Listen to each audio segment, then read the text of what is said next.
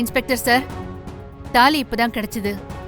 என் பையனையும் அந்த திருடனை பிடிச்சு தாலி எடுத்துட்டு வந்துட்டான். மேடம், அந்த திருடனை உங்க பையன் தான் எங்கள்கிட்ட ஹேண்ட் ஓவர் பண்ணது. அதை சொல்லதான் உங்களுக்கு கால் பண்ணேன். இன்னொரு முக்கியமான விஷயம் சொல்லதான் கால் பண்ணேன். சொல்லுங்க இன்ஸ்பெக்டர். நாங்க அந்த அக்யூஸ்ட அடிச்சு விசாரிச்சதுல யார் இப்படி ஒரு காரியத்தை பண்ண சொன்னதுன்னு சொல்லிட்டான். யார் இன்ஸ்பெக்டர் இப்படி ஒரு ஈனத்தனமான காரியத்தை பண்ண சொன்னது? நான் கூட அவன் செயின் ஸ்நாச்சிங் பண்றவன்னு நினைச்சேன். யார் சொல்லி அவன் பண்ணா இன்ஸ்பெக்டர்? அது வேற யாரும் இல்ல மேடம், உங்க மூத்த மருமக வான்மதி சொல்லி தான் பண்ணேன்னு சொல்றான். என்ன இன்ஸ்பெக்டர் சொல்றீங்க? வெண்ணிலா வான்மதியோட தங்கச்சி. தங்கச்சியோட தாலியவே யாராவது பறிக்க சொல்லுவாங்களா? அது தெரியல மேடம், நாங்க எல்லா விதத்திலையும் விசாரிச்சிட்டோம். ஒருவேளை வேற யாராவது பண்ண சொல்லி பழிய இவன் மேல போட சொல்லிருப்பாங்களோ? மேடம், நாங்க அந்த ஆங்கிலையும் விசாரிக்காம இருப்போமா? ஆனா அவனோட போன்ல உங்க பெரிய மருமக வான்மதியோட போன் நம்பர்ல இருந்து தான் கால் வந்துச்சுன்னு காமிச்சான். அதுக்கப்புறம் தான் இந்த விஷயத்தை நான் உங்ககிட்ட சொல்றேன். சரிங்க இன்ஸ்பெக்டர், இதை நான் பாத்துக்கிறேன். Okay madam.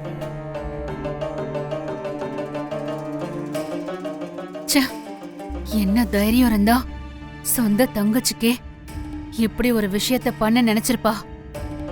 இத சும்மா விடக்கூடாது. வெண்ணிலாவுக்கு மட்டுமாவது வான்மதியோட உண்மையான முகத்தை காட்டியே ஆகணும்.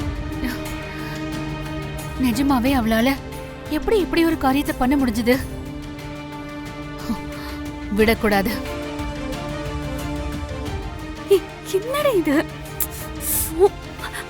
கொஞ்சம் பொறுத்துக்கோ.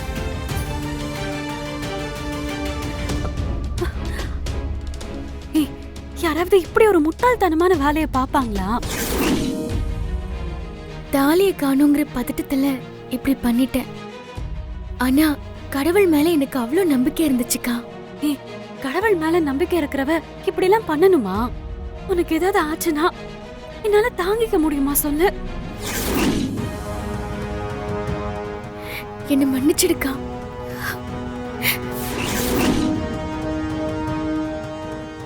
இனிமே இப்படி எல்லாம் பண்ண மாட்டேன்னு சொல்லு. சொல்லுன்னு சொல்றேன்ல. இல்லக்கா, இனி இப்படி பண்ண மாட்டேன். இதுல நான் எதை நம்புறது? கண்ணால பாக்குற இதையா இல்ல காதால கேட்ட அதையா? வான்மதிக்கு தங்கச்சி மேல எவ்வளவு பாசம் பாத்தியா நம்மள? இந்த காலத்துல இப்படி ஒரு பொண்ணுங்களை பாக்குறதே அதிசயமா இருக்கு. அக்காக்கு நானா உசுரு. அவளுக்கு என் மேல ரொம்ப பாசம். என்னை வளர்த்ததே என் அக்கா தான். இவ எனக்கு அக்கா இல்ல, இன்னொரு அம்மா மாதிரி. ஆமா, நாங்களும் அதை கண்ணால பார்த்தோமே.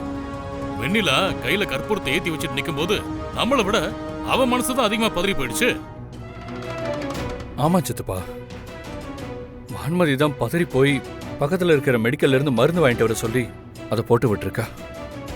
ஆமாமா, வான்மதிக்கு தங்கச்சின்னா உசுராச்ச.